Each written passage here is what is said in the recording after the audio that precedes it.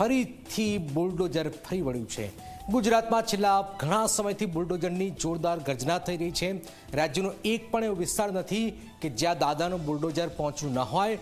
અમદાવાદમાં ફરી બુલડોઝર ગાજ્યું છે અને પણ આ વખતે ચંડોળા નહીં અન્ય એક વિસ્તારમાં। ત્યારે ક્યાં કરાઈ છે બુલડોઝર સ્ટ્રાઇક, કેટલી સરકારી જમીન કરાઈ ખુલ્લી, આવું જોઈએ, જાણીએ, સમજીએ।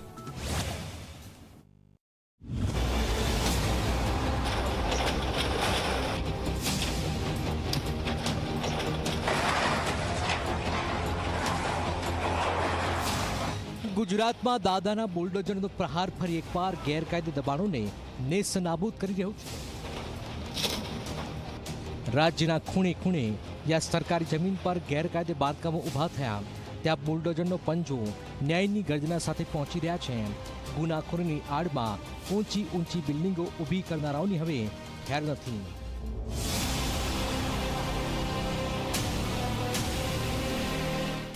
હજુ થોડા સમય પહેલા અમદાવાદના ઐતિહાસિક ચંડોળા તળાવ પર બુલડોઝરની જોરદાર ગર્જના સંભળાઈ। અશક્ય લાગતું કામ શક્ય બન્યું। અનેક બુલડોઝરોએ એક સાથે ગેરકાયદે દબાણોને ધ્વસ્ત કરી હજારો ચોરસ મીટર સરકારી જમીન ખુલ્લી કરાવી। આ ઓપરેશનથી ગુજરાતના વહીવટીતંત્રએ સ્પષ્ટ સંદેશ આપ્યો છે કે કાયદો તોડનાર કોઈ બચશે નહીં।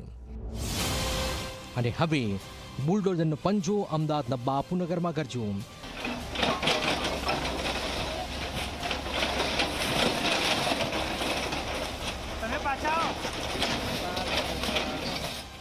લાલ બહાદુર શાસ્ત્રી તળાવ, જેને મલેક સાબન તળાવ તરીકે પણ ઓળખાય છે, ત્યાં અમદાવાદ મ્યુનિસિપલ કોર્પોરેશન ટીમે મોટા પાયે ડિમોલિશન હાથ ધર્યું।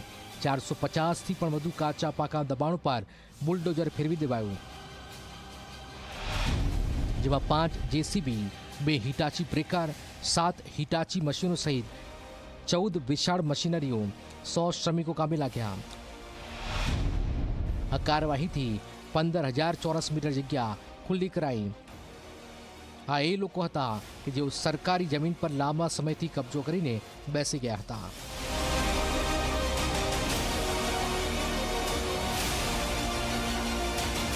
બાપુનગર વોર્ડમાં આવેલી એસપી ઓફિસ 4 રસ્તા પાસે ટીપી સ્કીમ નંબર 1માં 3 સર્વે નંબરો જે કોર્પોરેશનને મળે છે તેની ટોટલ 15,000 ચોરસ મીટર જેટલી જગ્યા જે છે આજે ખુલ્લી કરવાનું આયોજન છે। તેમાં ટોટલ 450 જેટલા બાંધકામો છે, જેમાં નોટિસોની પ્રક્રિયા તમામ પૂર્ણ કરેલી છે અને એ પૂર્ણ કર્યા બાદ આજે પોલીસની ઉપસ્થિતિમાં આજે એક ડિમોલિશનનું આયોજન કરવામાં આવેલ છે। આપણે કેટલી મશીનરી, કેટલો સ્ટાફ? ટોટલ આપણા 9 હિટાચી, 5 જેસીબી, ટોટલ 150 જેટલા મજૂરો અને અન્ય 2 ઝોનની ટીમો મદદમાં અહીંયા પત્રે હાજર રાખેલી છે।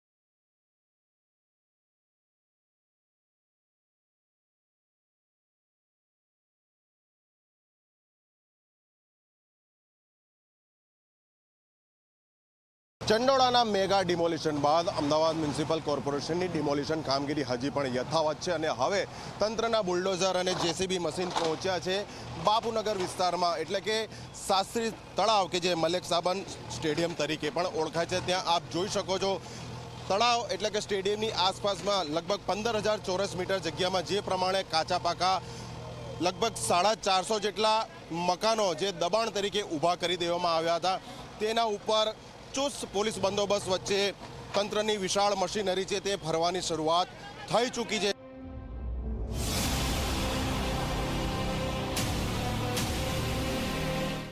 ગુજરાત સરકારનું આ બુલડોઝર એક્શન રાજ્યભરમાં ગેરકાયદે દબાણો સામે ઝીરો ટોલરન્સની નીતિ દર્શાવે છે।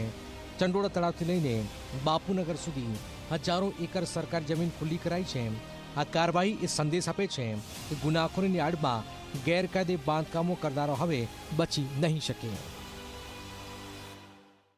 ચંડોળા તળાવ બાદ હવે પૂર્વમાં આવેલા લાલ બહાદુર શાસ્ત્રી સ્ટેડિયમ એટલે કે મલેક સાબંત તળાવ આસપાસમાં જે ગેરકાયદેસર બાંધકામો કરવામાં આવ્યા છે, ખાસ કરીને આખી જે વસાહત ઊભી કરવામાં આવી હતી તેની ઉપર હવે મ્યુનિસિપલ કોર્પોરેશનના જે વિશાળ મશીનો છે તે પૂર ઝડપે ફરી રહ્યા છે. આપ જોઈ શકો છો, જ્યાં નજર કરો ત્યાં તંત્રની અતિ વિશાળ મશીનરી છે, અત્યંત ઝડપથી પોતાની કામગીરી કરી રહી છે. મ્યુનિસિપલ કોર્પોરેશનની ઉત્તર ઝોનની એસ્ટેટ વિભાગની ટીમ ઉપરાંત મધ્ય અને પૂર્વ ઝોનની પણ 14 જેટલી ટીમો છે તે આ કામગીરીમાં સામેલ છે અને એટલા જ મોટા પ્રમાણમાં પોલીસ બંદોબસ્ત પણ ગોઠવવામાં આવ્યો છે.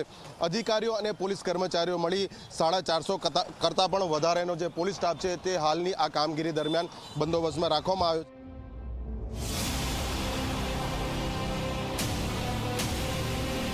ગુજરાતમાં દાદાના બુલડોઝરની ગર્જના ચાલુ છે અને આ ગર્જના સાથે રાજ્ય સરકારે સ્પષ્ટ કરી દીધું છે કે શાસન તો કાયદાનું જ રહેશે. Bureau report, Zee media.